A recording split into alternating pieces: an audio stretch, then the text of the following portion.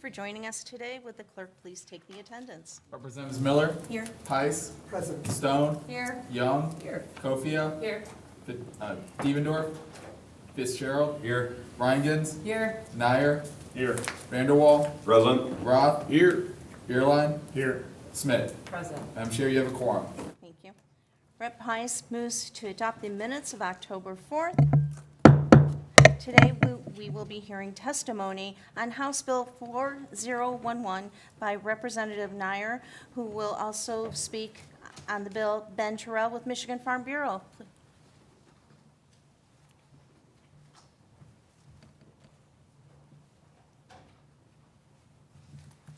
Morning, gentlemen.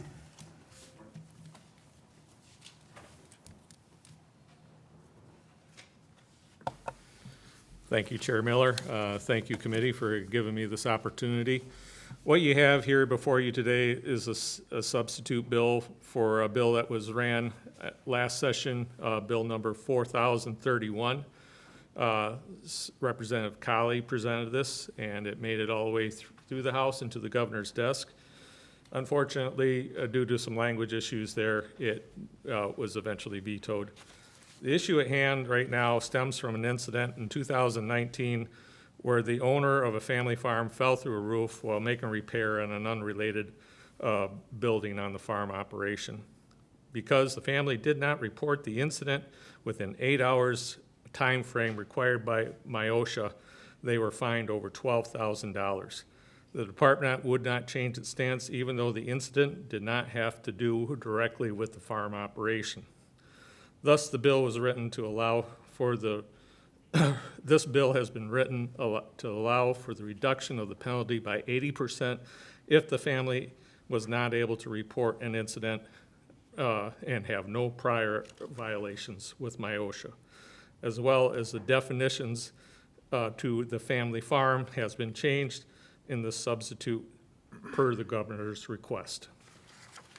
The substitute before you today fixes that definition in accordance with Leo's listing by family farm numbers.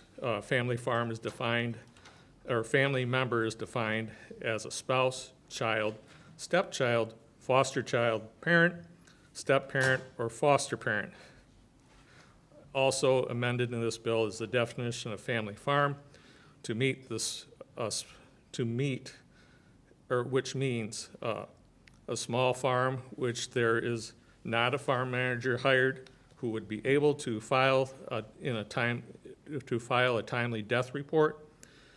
More than 50% of the farm employees are family members and have no more than 9 non-family farm members employed, and also does not have a temporary labor camp. Again, this bill passed with overwhelming support in the prior session, nearly with a super majority in both the House and the Senate, and this substitute meets all the requirements that the governor had requested. So I believe we have a good bill that's ready to go, and with that, I'd like to turn it over to Ben with a few more details. Thank you, Representative Nyer. Good morning, Madam Chair, members of the committee. As Representative Nyer mentioned, my name is Ben Terrell. I'm here today on behalf of the Michigan Farm Bureau. I appreciate the opportunity to testify in strong support of the concept of House Bill 4011, an issue that means a great deal to our members. As an organization, our members have developed an entire policy around MIOSHA and explicitly call out that, and I quote, "We support appropriate safety regulations," unquote. Unfortunately, agriculture has historically faced safety challenges related to the necessary use of heavy equipment, handling of large livestock species, transporting implements on public roads, and various other perils. Michigan Farm Bureau and numerous other agricultural organizations continue to partner with MIOSHA to educate and promote safety in agriculture. We're here to talk more specifically today about the reporting of fatalities and serious injuries to MIOSHA. Conceptually, this idea makes some sense. An employer needs to report workplace injuries and fatalities so that MIOSHA can maintain and investigate safety issues. Investigate in a timely fashion and enforce standards when necessary. Fatalities currently must be reported within 8 hours and serious injuries within 24, which also have an intuitive basis in many work settings. For example, in the case of traditional manufacturing, it is understandable to have a fatality reported by the end of the shift. Reporting penalties are designed to have a deterrent effect, discouraging employers from potentially concealing unsafe work conditions. Where such fines and penalties do not make sense are in scenarios like the one involving Keith Eisenman. On a personal note, I had the opportunity to meet Keith and his brother Zell a year or two prior to the incident we will discuss today. And I can relate that it would be hard to find kinder people or more progressive farmers. Tragically, on November 26, 2019, Keith was working on his barn roof, fell through, and was killed. I encourage the entire committee to watch Keith's widow Barb, his brother Zell, and his other brother Noel Eisenman incredible testimony in the House Ag Committee on February 24, 2021, to experience the moving account of this family's tragedy in their own words. To abbreviate a painful story, the Eisenman family subsequently received a $5,000 fine for failure to report the fatality within the required 8-hour time period and an additional $7,000 for failure to name a spotter and provide fall protection.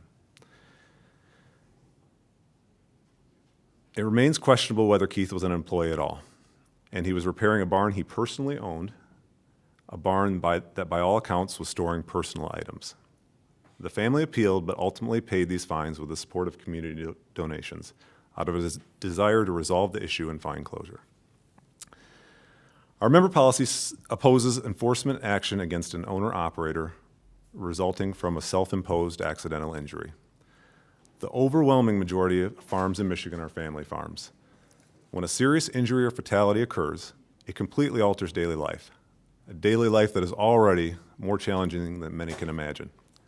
Farm families will inevitably continue to miss these timelines. The farm community continues to spread the message of the requirement for MIOSHA reporting at countless producer meetings and through other channels. 1-800-858-0397, that's the MIOSHA fatality reporting number. 1-844-464-6742 is the severe injury reporting line. These are something now being printed on emergency materials like stickers, magnets, and placards being distributed by Farm Bureau and other organizations across the state to farmers. Ultimately, finding the family of a seriously injured or killed farmer does not serve a deterrent effect. In that moment of tragedy, it is not realistic to demand family members remain entirely cogent, that they recall the presentation they heard months or years ago about safety reporting, that they somehow have the presence of mind through worry or grief to find the appropriate agency number. Under HB 4011, as Representative Nyer mentioned, family farms are restricted to only smaller, solely family-owned operations using primarily family labor. The bill does not even remove the reporting violation penalty. It simply creates an automatic reduction only when the injury or fatality affects the farmer or a member of their family.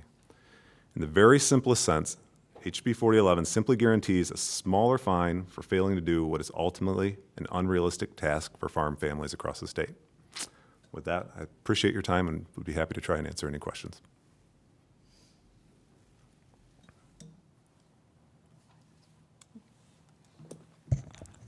Vice Chair Pice. Thank you, Madam Chair. I'm not quite sure how to say this. So MIOSHA or whomever you need to report it to doesn't know that you're a family farm until after the accident and you let them know? Or do they have records on file of this already? Try and get this, and I'll let Ben fill it in. MIOSHA does have definitions now nationally, or excuse me, OSHA does. MIOSHA interpreted it because it was vague in the definition of what a family farm operation was, assuming that this was like any other workplace where you have a person that's in charge of safety, where you have other people that are responsible to doing this thing or doing the task of reporting an incident, whether it be fatal or not. On a small operation like that, as Keith's family went through there, they're the people, they're the employees, they're the owners. And they were, and so their concern was taking care of the family at their time. And they, I do not believe, were even aware that they were subject to this law. And so it hit them, it was sort of like a double whammy there where they got fined for something that they weren't even aware that they were violating. On top of that, in this case there, it wasn't even a building that was being used as part of the farm operation. This was his personal building that he was working to repair. So it was sort of an overreach on that side of it, from that there, that they did not distinguish his personal property from the farm operation. My follow-up then would be, how could they not know this? They let's have a book of rules or something? It's a farm operation. Their interpretation of the language at the time there gave them that leeway to see, because it was, even though it was his personal building, it was still part of, they saw it as part of their farm operation. Thank you. Representative Young? Thank you, Madam Chair. Thank you, too, both for being here on today. So I would just like for you to do me a solid and help level set the importance of having these fines to begin with. We're understanding why we're here today, because that was just tragic. I can't imagine having the presence of mind, whether I knew all the rules or not, with my loved one lying there either dead or dying. I get that, but at the same time, I think it might be helpful to help level set how we even got here with all these different types of fines and the notification and the times like that. If you don't mind spending a couple of minutes doing that, I appreciate it. Sure. I think, as I mentioned, Representative, that's a great question. And I don't think that, the idea that MIOSHA investigates these incidents is not objectionable in the least, right? It's very understandable. And I think there's no organization out there more committed to ag safety. I mean, there are still too many deaths on farms. And as long as there are any in Michigan, that's too many. And so I don't think that's the issue. It's just this 8-hour reporting violation, 24-hour injury violation when, as Representative Nyer mentioned, it's just not something that people are aware of, and we're trying to change that as fast as we can, but there just have been too many of these, and it's a very different scenario because, in a lot of situations, there's one farmer, right? And so if that person is killed, and in reality, that's essentially what happened here, because Keith Eisenman was the president of his family's farm. He was the person responsible for reporting that, if he was an employee. And so effectively, his widow received a fine for something that, she had no involvement in. So I think that's different than a traditional business where there is an HR person dedicated to that there are, and Representative Nyer's bill does a nice job of calling out when there's a hired manager who can have some emotional distance from the situation and the presence of mind to report these fatalities. So that's not included in the family farm definition. In this bill, we're not looking to duck responsibilities, but when the HR man is the one that died, or HR person is the one that died there, the rest of the people or the family members may not be aware of that responsibility. And so this looks to correct that. It doesn't get them out from the fine, it just reduces it. Thank you so much, Representative. Any further questions? Thank you both for your testimony. Thank you. Thank you. Thank you, sir.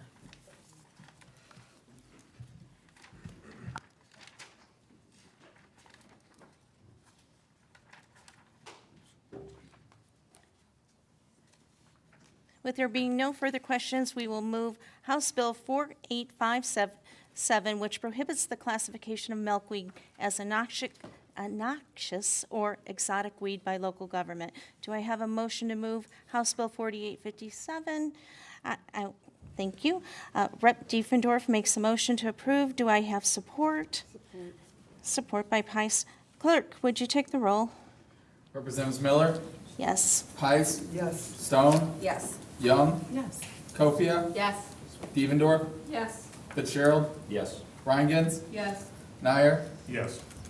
Vanderwall, Yes. Roth, Yes. Beerline, Yes. Smith. Yes. Madam Chair, you have 13 yeas, 0 nays, 0 pass. The report with recommendation passes. Thank you. There being no further business before the committee and no absences, the committee will stand adjourned. Thank you, everyone.